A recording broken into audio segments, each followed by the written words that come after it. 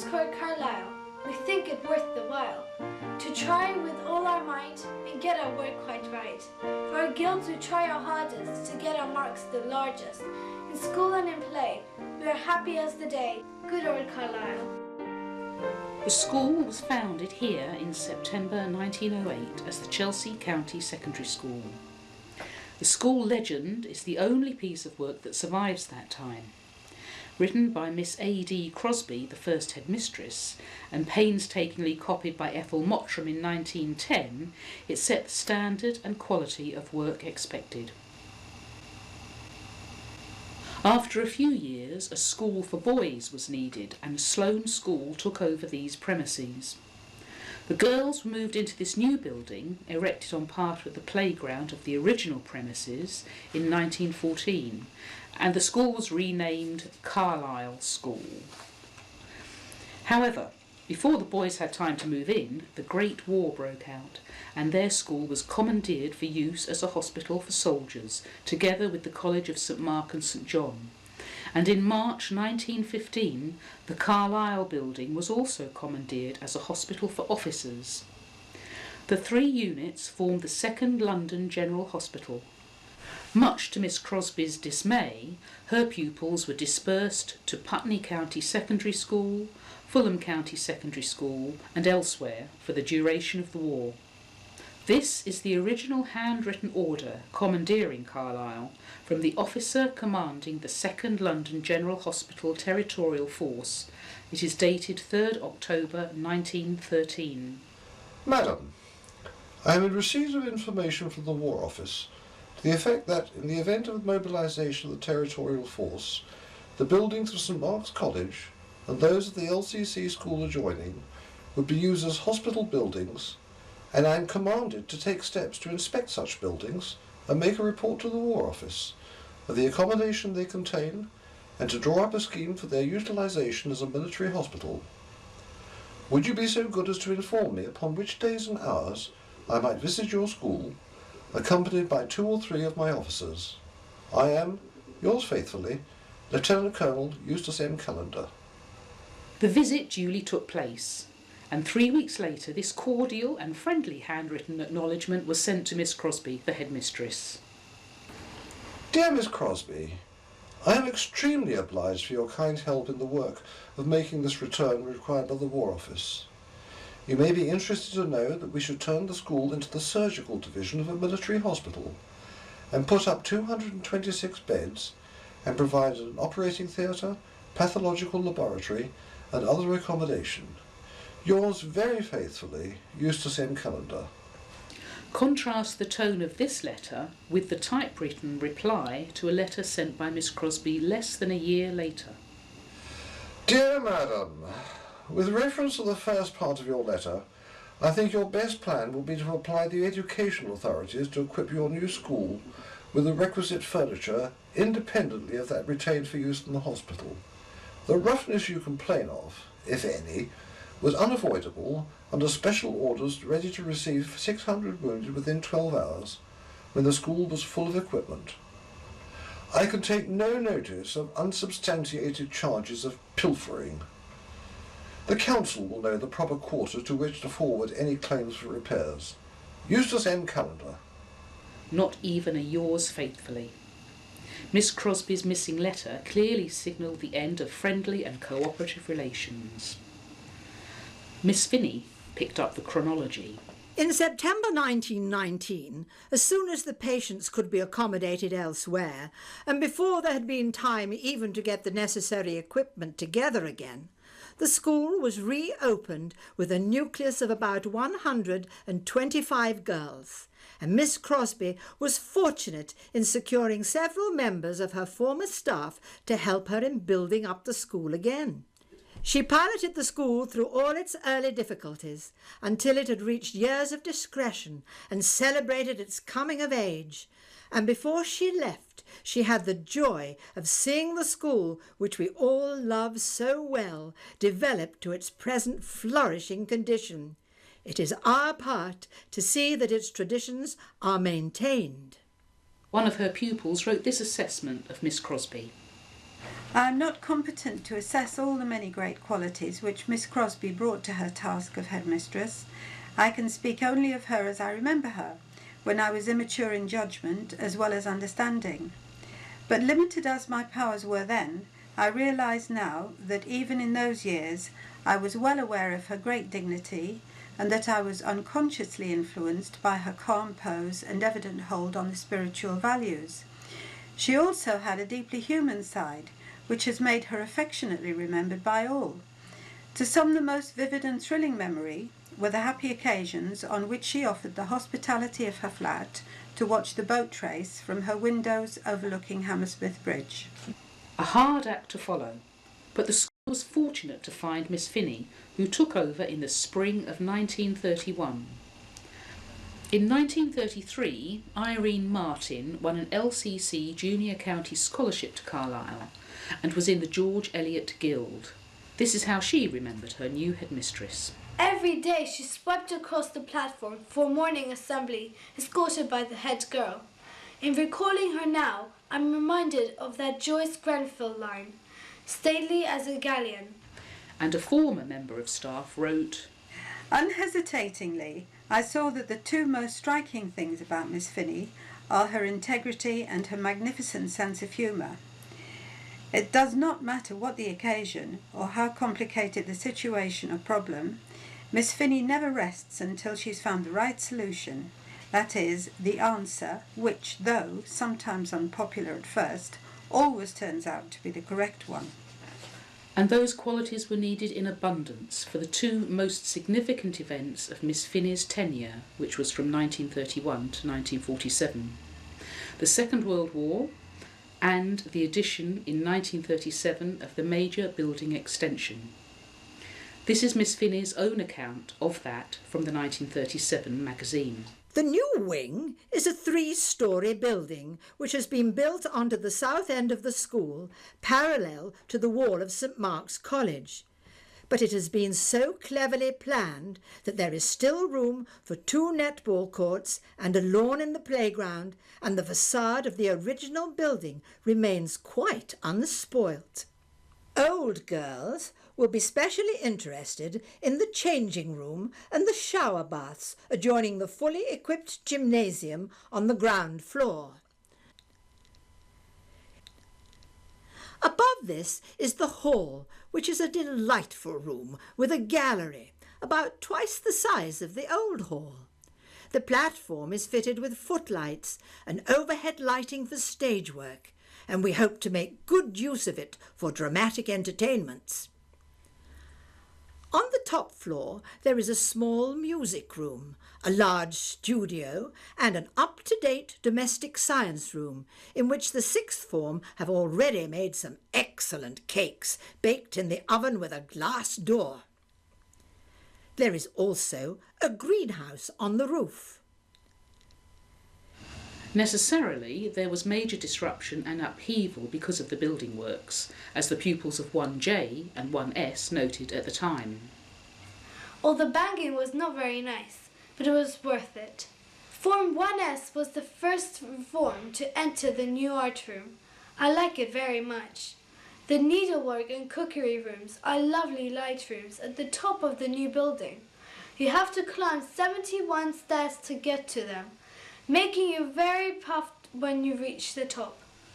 Apart from those cakes the sixth formers cooked in the oven with the glass door that so impressed Miss Finney, the cakes as well as the glass door presumably, there was much creative work achieved on that top floor over the years.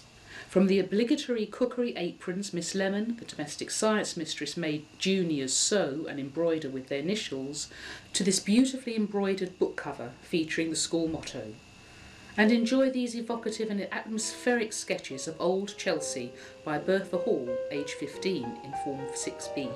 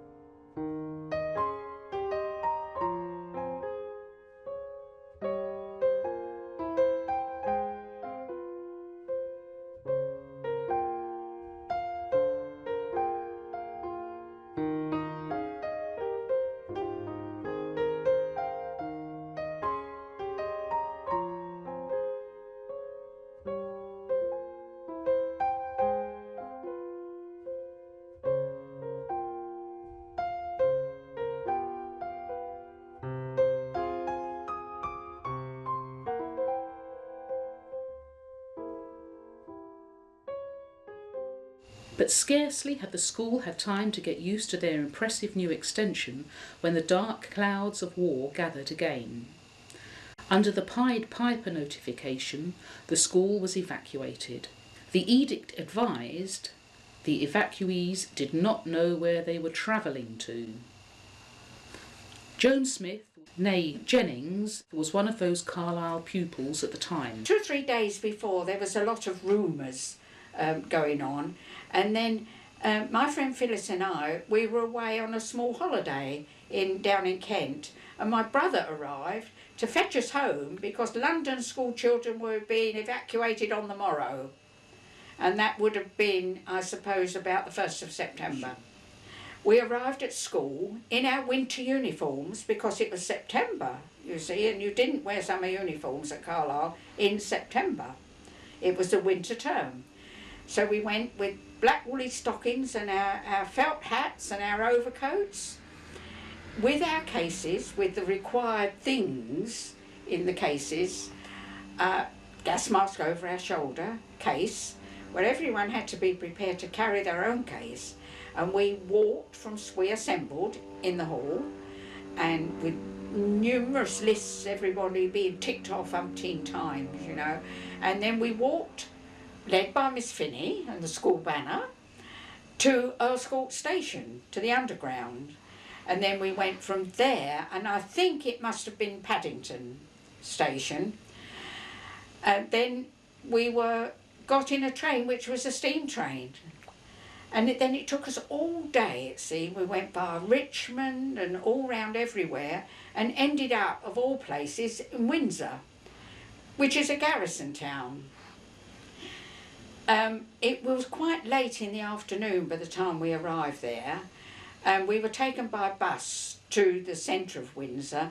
I suppose it might have been a school playground in the centre of Windsor, and we were sorted a bit. And then most of Carlisle School were taken on buses again out to Dedworth, which I suppose was have been about 3 miles away. And there we waited on the grass verge by the church until the formidable lady, WRVS I expect, with her clipboard, came and took us off in small groups to put us into houses. And Phyllis and my sister Mari and I, we were the last left, because there were 3 of us and we didn't want to be split up. But eventually we were evacuated into Dr. Bin's house, and there we stayed for several weeks until eventually we went back into Windsor town. I think in the circumstances, I think we did very well, because it was our matric year, probably the only reason we ever went. So we did our exams, and the teachers, you know, they kept the school going, and we had our usual things and our usual commemoration day. No white dresses though. And yes, it was fun. One pupil begged to differ. Elliot Tinoco, who wrote this Lament of an Evacuee. Oh, here am I, a lonely child, far from home, left in the wild, where the temperature is far from wild, in Windsor. And when I'm quite old and grey, the mistress maybe will say, "You spinsters all go home today, from Windsor." The Carlisle girls and staff were to spend the next 4 years assigned to the Windsor County Girls' School in Elmfield. This is how, in their 1939 school magazine, Miss Curtis, the headmistress, welcomed them. The most important result for our school life has been the entrance of Carlyle School from evacuated Chelsea within our walls. And we will take this opportunity of saying how glad we are to be able, in our luckier town, to afford them hospitality. We hope that the time they spend among us will be not only profitable, but as happy as unfamiliar surroundings, lack of prized possessions, and separation from homes and friends will allow. Inevitably, there was the day-to-day strain of 2 schools having to share such close proximity. This was alleviated when Carfax, a large private house opposite Elmfield, was taken over by the Education Committee for the Carlisle girls to use. Miss Matheson remembered that Carfax was A big old house with incredibly vivid wallpapers, such as cross-eyed parrots and Mexican canoes. The top floor was at first condemned as unsafe. The staff room was up there, though meetings took place in the bathroom, into which we could all get if we stood up. In addition to schoolwork and established events, the Carlyle girls undertook other activities for the first time. They cultivated 3 neglected allotments, and in the 1941 magazine, Form 5A issued this challenge to their school friends. Come and grow some onions. The Market Gardeners, Form 5A. It worked, because in the 1943 magazine it was reported that the allotments were producing an abundance and variety of vegetables that Jamie Oliver today can only dream about. Supplies of potatoes, carrots, onions, leeks, spinach, lettuce, peas, broad beans, dwarf beans and scallop runners, parsnips and vegetables, as well as all kinds of winter and spring greens such as Brussels sprouts, cabbages, savoys, kale and purple sprouting broccoli, together with smaller quantities of rhubarb, shallots, beetroot, radishes and turnips. The girls in their temporary 4 guilds were also kept busy knitting for the Royal Navy and Royal Air Force. During the autumn term of 1942, 4 sackfuls of garments for the Merchant Navy were knitted. Each sack consisted of 5 long-sleeved sweaters, 10 pairs of socks, 5 scarves, 5 helmets, 3 pairs of gloves and 2 pairs of mittens. To distract her from the complexities of trying to follow complicated patterns, Patricia Woolacott of 5A let her imagination have full rein. These are the last 2 verses of her poem, Knitting. I wonder who will wear this sock, if he's be tall and broad. If he will be an admiral bold, who's lived his life on board. But here I am, a-dreaming of a captain brave and tall, though in the end I really think 'twill not be worn at all. The government's wisdom in evacuating vulnerable inner-city children is brought home in this vivid account by Sheila Godber of Form 4A, who was on Chelsea Embankment watching a blaze in Docklands. As I looked on at the huge tongues of flame licking the sky and lighting up the darkness which had just fallen, the screeching wail of the siren above me sent a strange feeling of fear through me. I suddenly came to earth and found myself running with the crowd with a screaming bomb behind me and wondering if I should get to the shelter before the bomb got me. A kind elderly warden brought my mind back and asked me whether I was evacuated, and if so, where. I told him I was at Windsor with Carlyle School. Talking of Carlyle made me wonder what all the girls were doing at that moment. At nearly 10 o'clock we decided to try to reach home.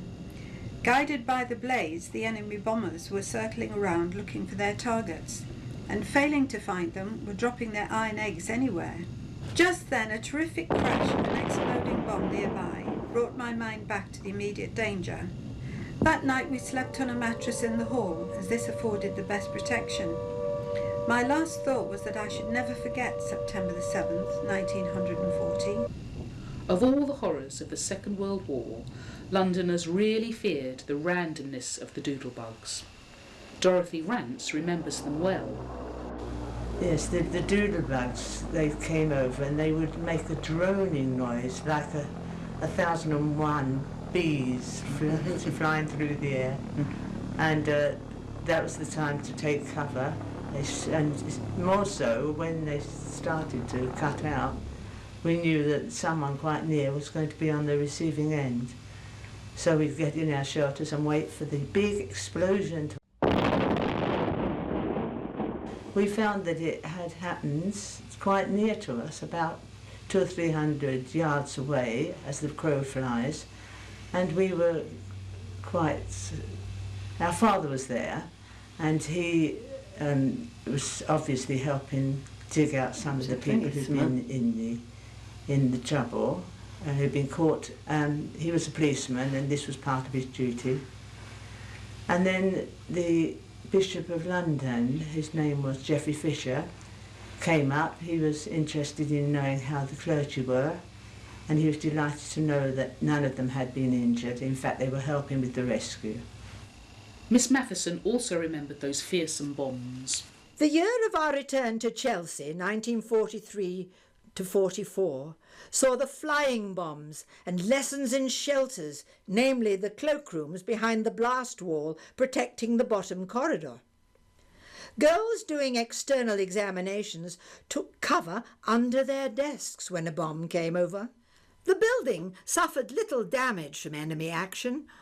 On at least one occasion, the school keeper put out incendiary bombs by rolling over them with the garden roller.